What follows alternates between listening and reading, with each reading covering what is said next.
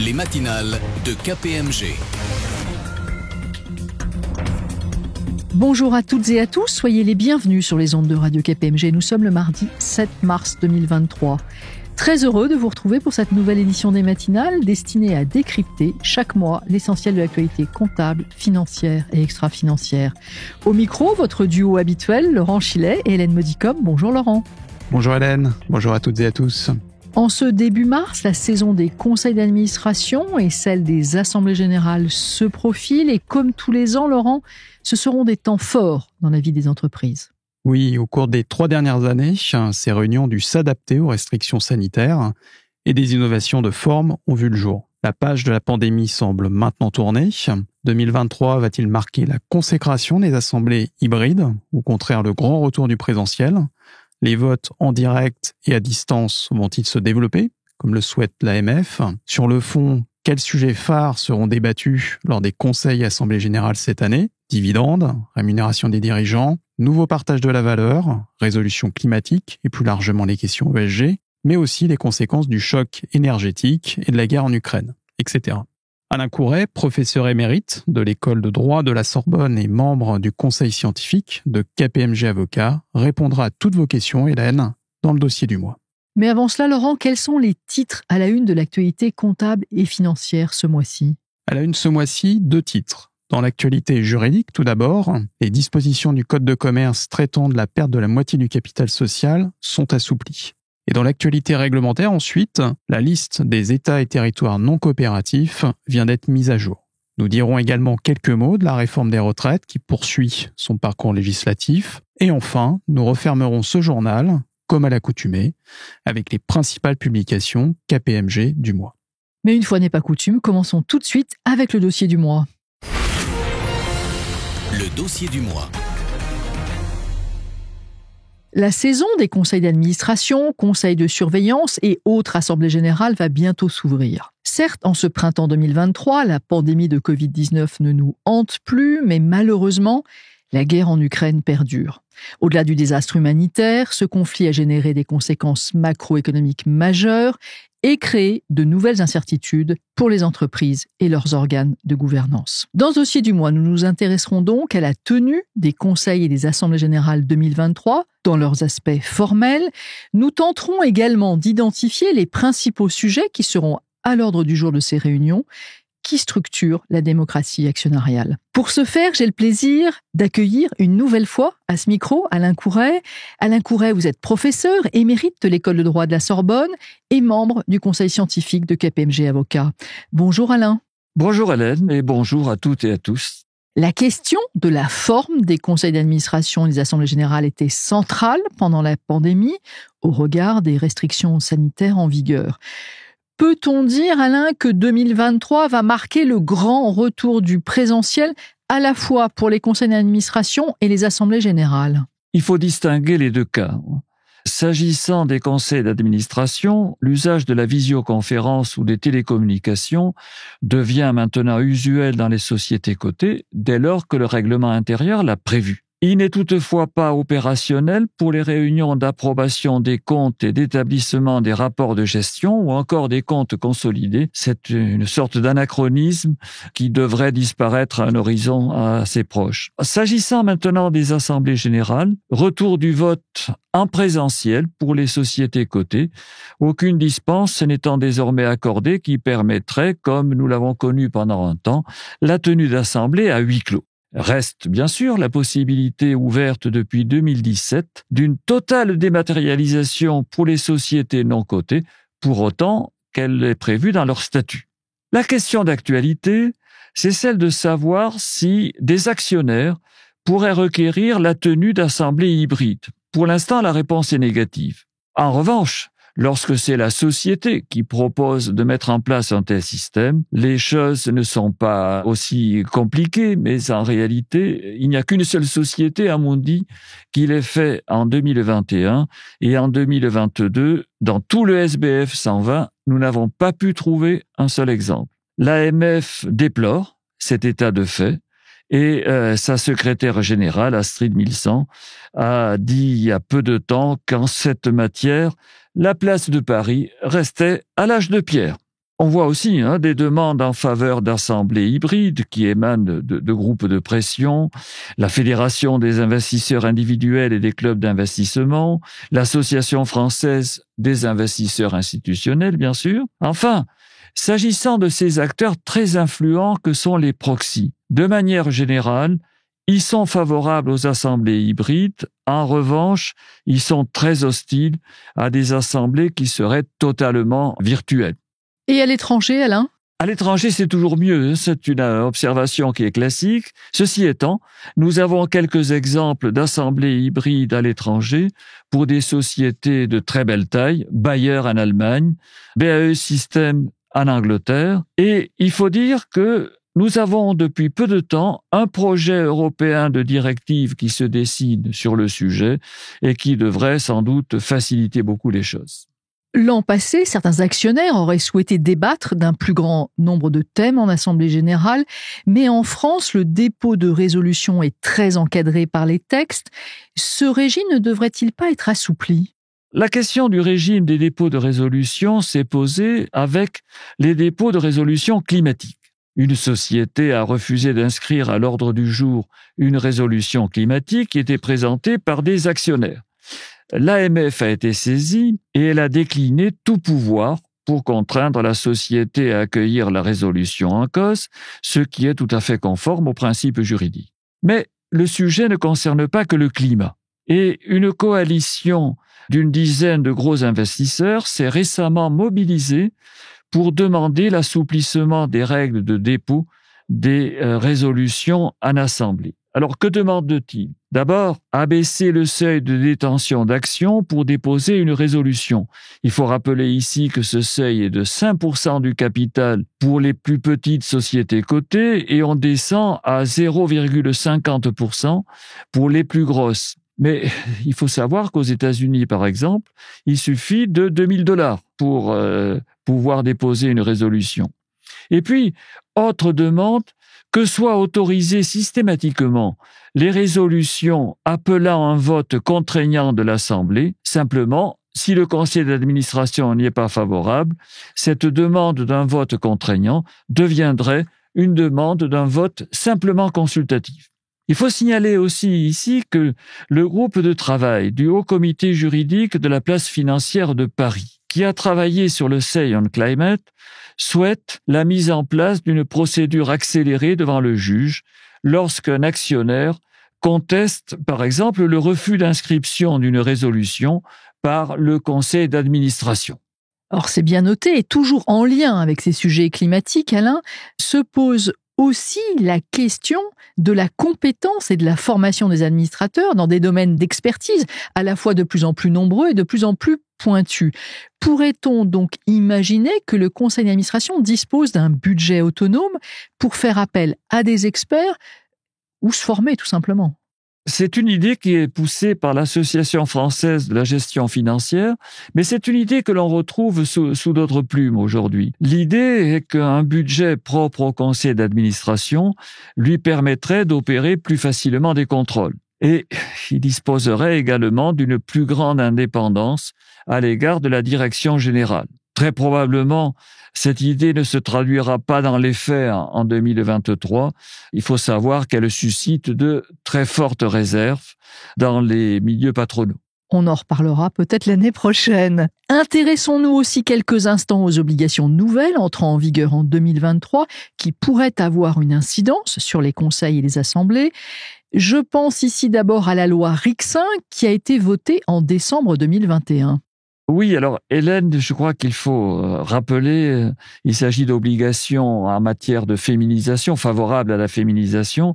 Rappeler que là, c'est une question qui concerne les directions générales, qui n'intéresse pas les assemblées générales, puisque là, nous avons déjà des règles très respectées d'ailleurs en matière de quotas. La loi Rixain oblige à publier annuellement les écarts éventuels de représentation entre les femmes et les hommes parmi les cadres dirigeants et les membres des instances dirigeantes, entre autres les COMEX, et publier ceci sur le site du ministère du Travail à partir du 1er mars 2023. C'est là qu'est la nouveauté.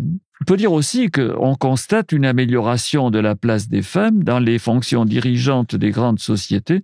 On constate qu'aujourd'hui, dans les COMEX, on dépasse 25%, ce qui n'était pas le cas il y a encore 2 ou 3 ans.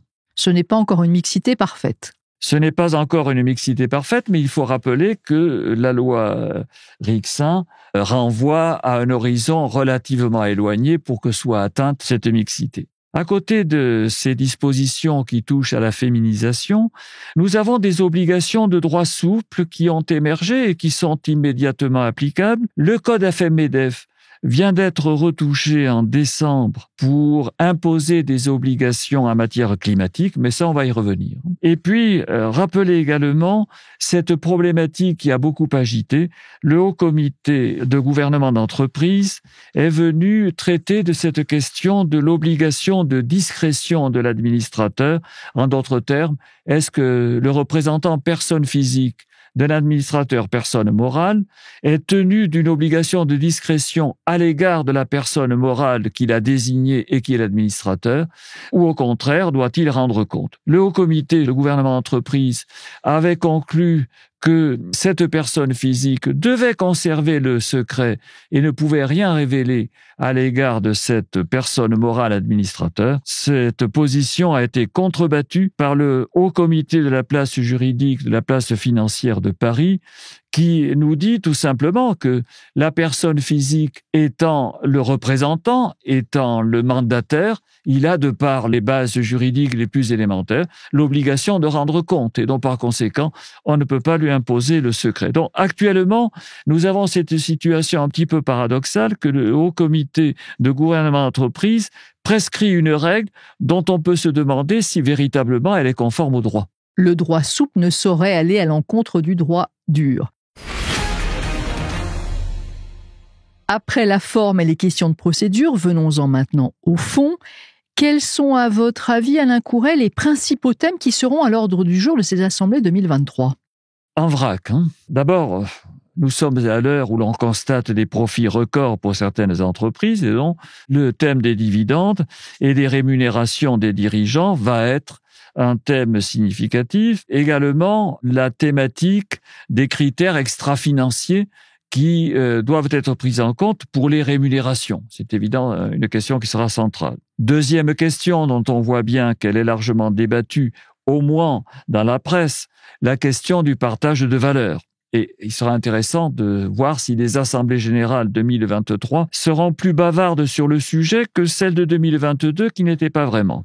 Troisième question, le renouvellement des dirigeants. Il faut savoir que 13 présidents du CAC 40 vont voir leur mandat d'administrateur arriver à terme en 2023, ce qui nous pose d'ailleurs le problème également au passage des présidences dissociées. Quatrième thème, le climat et les questions RSE. Toutes les sociétés parleront à l'Assemblée, c'est évident, de leur volonté de contribuer à l'amélioration de l'environnement. Et la question du Say on Climate sera forcément encore cette année à l'ordre du jour. Autre thème qui est inexorable, mais pas pour toutes les sociétés, c'est la problématique de l'érosion de la rentabilité en raison des coûts de l'énergie. Prenons ces thèmes un par un, commençons par le début, commençons par les dividendes.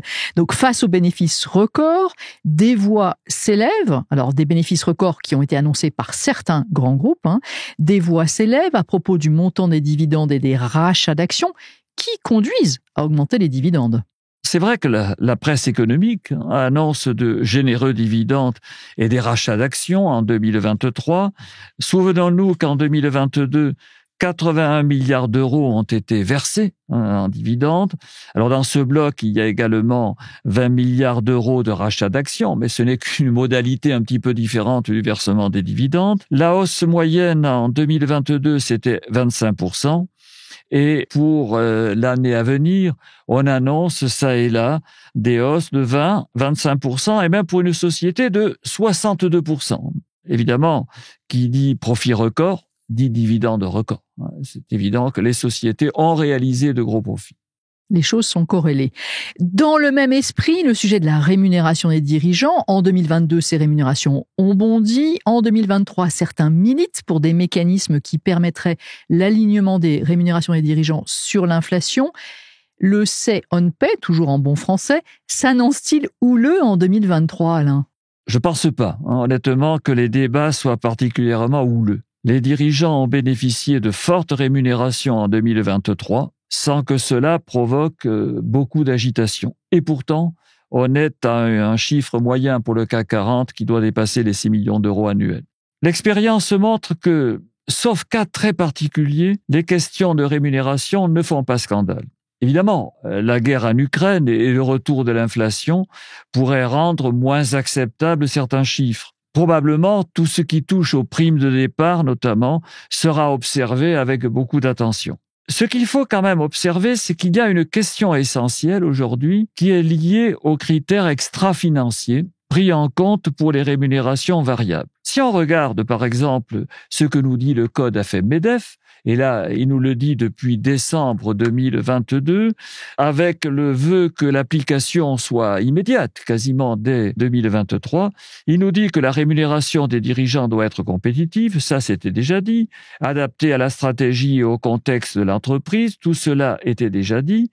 Mais ce qui est nouveau, c'est que doivent être intégrés plusieurs critères liés à la responsabilité sociale et environnementale, dont au moins un critère en lien avec les objectifs climatiques de l'entreprise. Et le code ajoute, ces critères définis de manière précise doivent refléter les enjeux sociaux et environnementaux les plus importants pour l'entreprise. Les critères quantifiables doivent être privilégiés.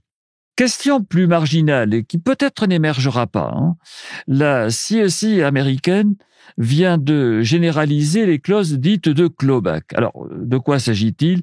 Il s'agit tout simplement, en bon français, de clauses qui imposent de restituer des rémunérations indûment perçues suite à une erreur comptable ou une fraude. Bien sûr, il s'agit de rémunérations de dirigeants. Certains activistes pourraient en assemblée requérir l'alignement du droit français sur ces normes américaines.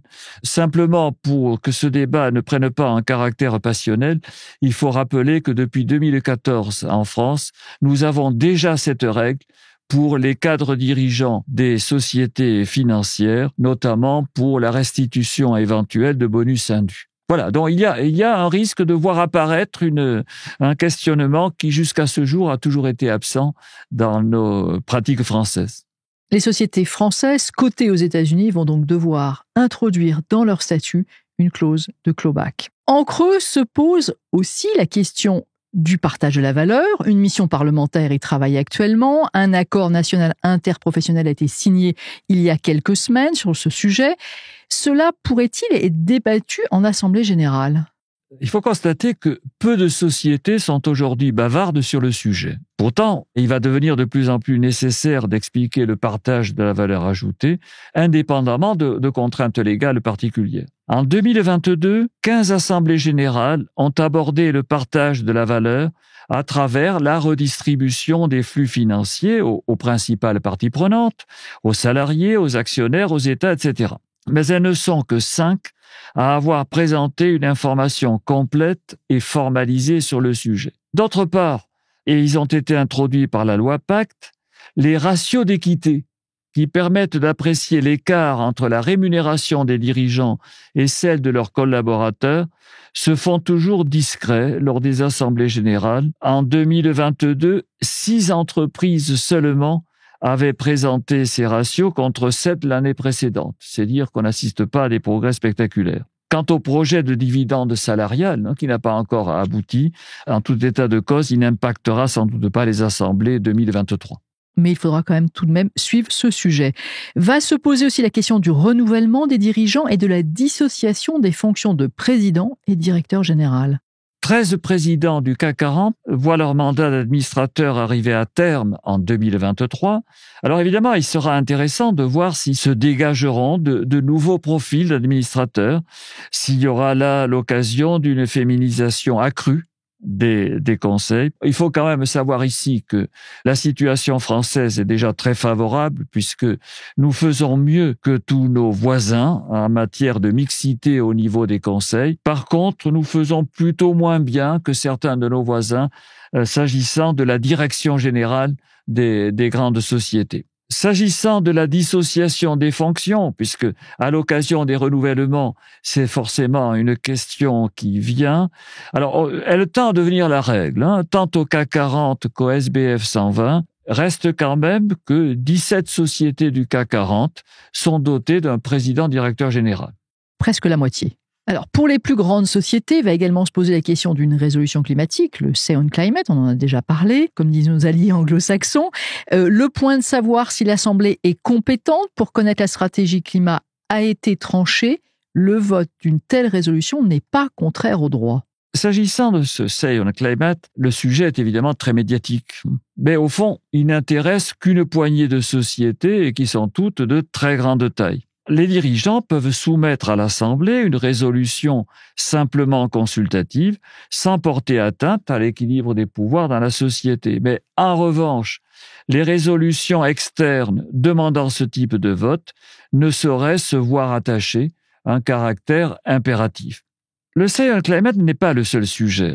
Le code AFEP-MEDEF, on l'a évoqué tout à l'heure, dans sa version décembre 2022, recommande une politique soumise à l'Assemblée générale. Et il nous dit, c'est l'article 5, que sur proposition de la direction générale, le conseil d'administration détermine des orientations stratégiques pluriannuelles en matière de responsabilité sociale et environnementale. La stratégie climatique qui va être ainsi approuvée par le Conseil devra être présentée à l'Assemblée générale ordinaire au moins tous les 3 ans ou en cas de modification, non seulement de manière régulière, mais surtout en cas de modification significative de la stratégie, où il faudra peut-être accélérer un peu les choses. Donc le sujet du climat s'impose maintenant dans les conseils d'administration et les assemblées générales. Au-delà du sujet du climat qui domine, et c'est normal, les débats environnementaux, on peut imaginer que les questions ESG seront très présentes, Alain Couret, lors des assemblées générales 2023. Oui, parce que l'on a en tête dans l'actualité des éléments qui montrent combien ces sujets sont devenus sensibles. Rappelez que un grand établissement, une grande banque parisienne, a été assigné le 2 mars pour répondre de sa responsabilité dans la crise climatique. C'est la première fois que un gros établissement est traduit devant un tribunal. C'est une situation qui est très franco-française puisque elle se rattache à un devoir de vigilance qui n'existe en réalité que chez nous, mais que l'Union européenne envisage de généraliser à un horizon qui est encore un petit peu incertain. Beaucoup de questions vont être posées au cours des assemblées générales sur la façon dont les sociétés gèrent les droits sociaux dans les pays où elles opèrent.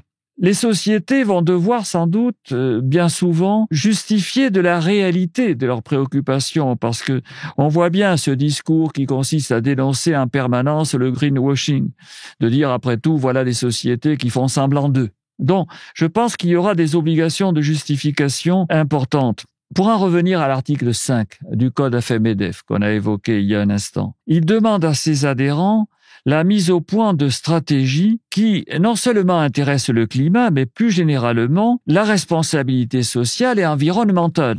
Sans transition, parmi les nombreuses conséquences de la guerre en Ukraine, figure en bonne place le choc énergétique, malheureusement. Les entreprises vont devoir sûrement s'expliquer également sur ce sujet. Alors la question sera inévitablement présente dans le discours des dirigeants sans pour autant déboucher sur des résolutions, sauf cas très particuliers. Donc il s'agira le plus souvent sans doute d'expliquer la faiblesse de certains résultats ou d'expliquer comment on a réussi à être performant malgré cette situation. Ça sera peut-être aussi l'occasion d'expliquer certaines stratégies. Toutes les sociétés, par exemple, n'ont pas abandonné le marché russe. Et il est probable que des questions viendront sur ce sujet. Probablement. Restons encore quelques instants avec le rapport de gestion, au sein duquel la déclaration de performance extra-financière est de plus en plus scrutée par les parties prenantes. En décembre 2022, l'Europe a publié sa nouvelle directive sur le reporting de durabilité. La normalisation avance. Hélène, vous venez de parler de durabilité. Il faut savoir que, d'un point de vue sémantique, la durabilité est en train de prendre une place importante et l'objectif de durabilité est en train de ringardiser quasiment les appellations que l'on connaissait bien, la RSE, l'ESG, le RSG. Cette durabilité embrasse 3 grands domaines. l'environnement, le social, qui est en fait du sociétal. Il s'agit du droit social, des droits humains, de la lutte contre la corruption. La gouvernance, enfin, au sens de conduite des affaires. Ces nouveaux textes seront plus contraignants que l'étaient les précédents. Et notamment, je voudrais quand même signaler que la SAS échappait aux contraintes de reporting extra-financier, alors même que si l'on avait appliqué la directive européenne précédente, la SAS aurait dû mettre en œuvre. Mais le droit français avait réussi à éviter cette obligation. Là, désormais, avec la nouvelle directive, nous aurons, pour les SAS qui atteindront certains seuils, bien évidemment, obligation de mettre en œuvre ces règles de reporting extra-financier. Bien sûr qu'il convient de s'y préparer. Mais enfin, il faut rappeler que l'échéance pour ces sociétés qui ont un intérêt important, la première échéance sera 2025, mais pour des comptes 2024.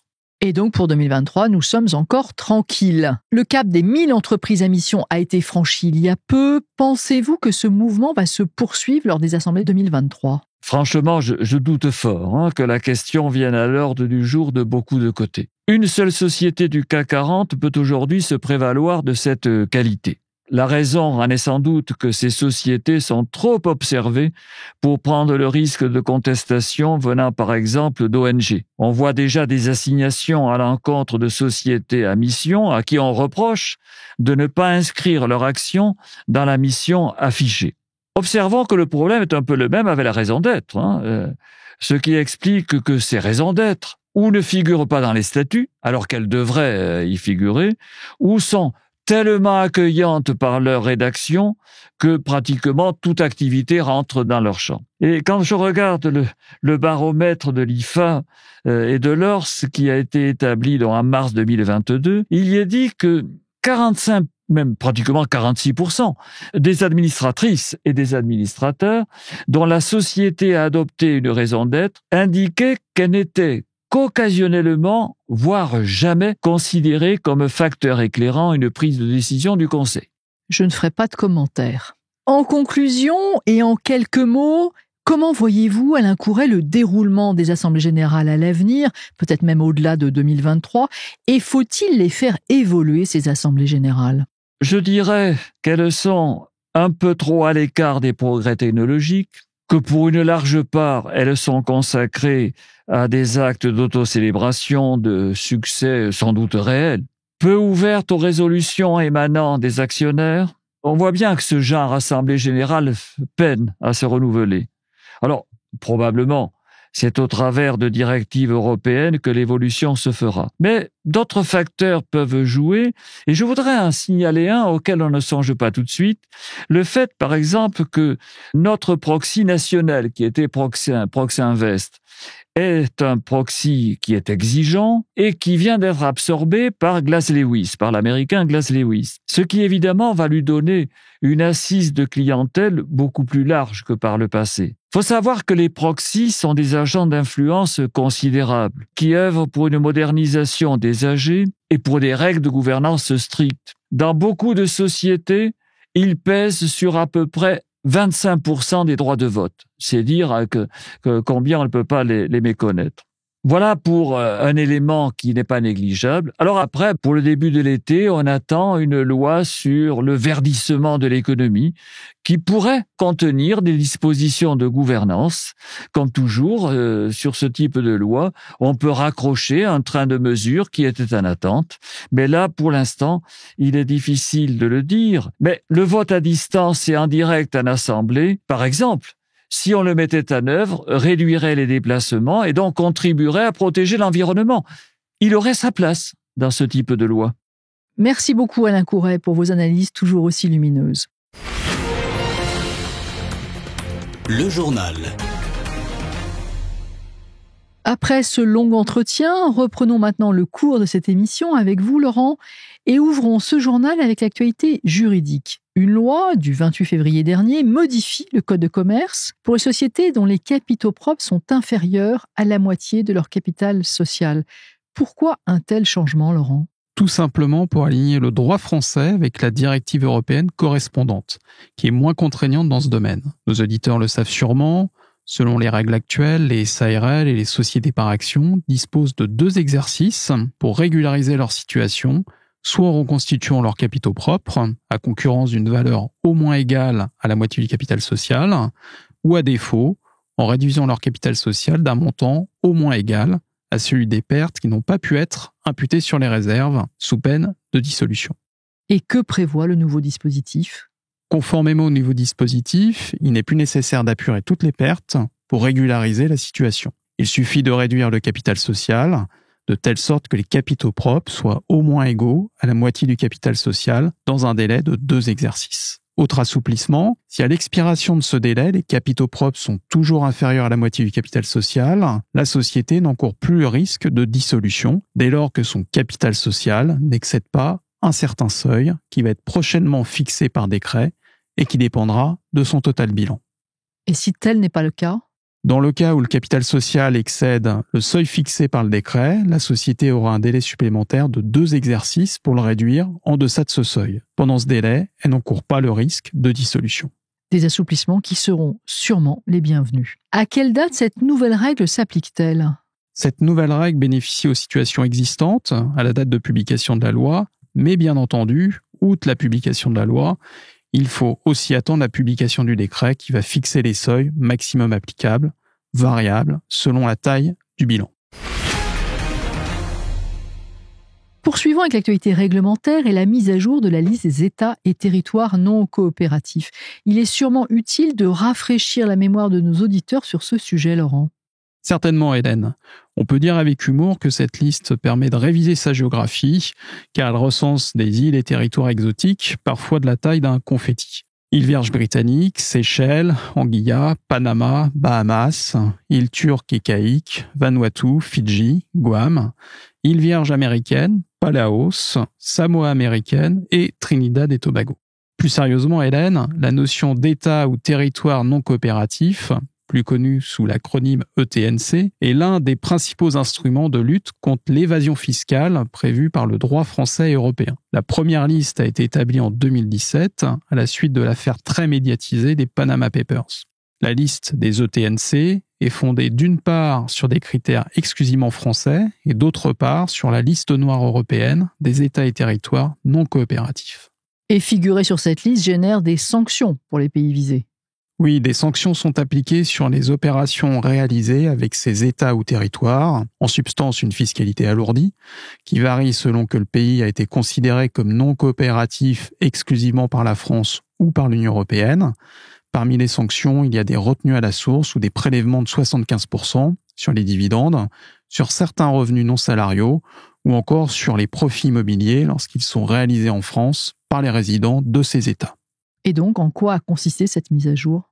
Chaque année, à l'automne, l'Europe met à jour sa liste au vu des progrès réalisés par les pays listés ou de nouveaux problèmes survenus avec ces États. De son côté, la France met sa liste à jour chaque année en février. L'arrêté du 3 février 2023 a ainsi ajouté à la liste les Bahamas et les îles turques et caïques et Anguilla, soit une liste française de 14 États inscrits.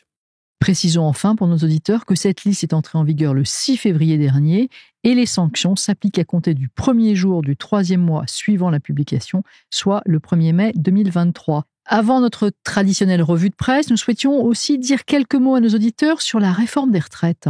Oui, Hélène, cette réforme a entamé depuis plusieurs semaines son parcours législatif. D'abord discutée à l'Assemblée nationale, elle est actuellement en discussion au Sénat. Le gouvernement souhaite qu'elle soit votée définitivement le 15 mars, mais vous le savez Hélène, aujourd'hui l'ensemble des syndicats ont appelé à la grève, qui pourrait être d'ailleurs reconduite.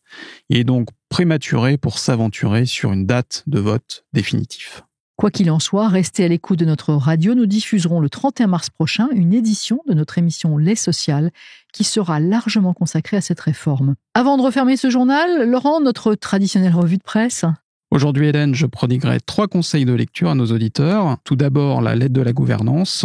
Ensuite, la publication intitulée IFRS 16, Sales and Leaseback for Leases and Lessors, relatif au traitement comptable des transactions de cession-bail prévues par IFRS 16. Cette publication répond à des questions pratiques, côté preneur et bailleur, et illustre aussi les mécanismes introduits par l'amendement à IFRS 16, publié en septembre 2022. Et enfin, le traditionnel numéro d'IFRS en bref. Laurent, un grand merci à vous. C'est la fin de ce journal et la fin également de cette émission. Nous vous retrouverons avec grand plaisir le mardi 4 avril prochain pour une nouvelle matinale. À bientôt sur nos ondes. Les matinales de KPMG.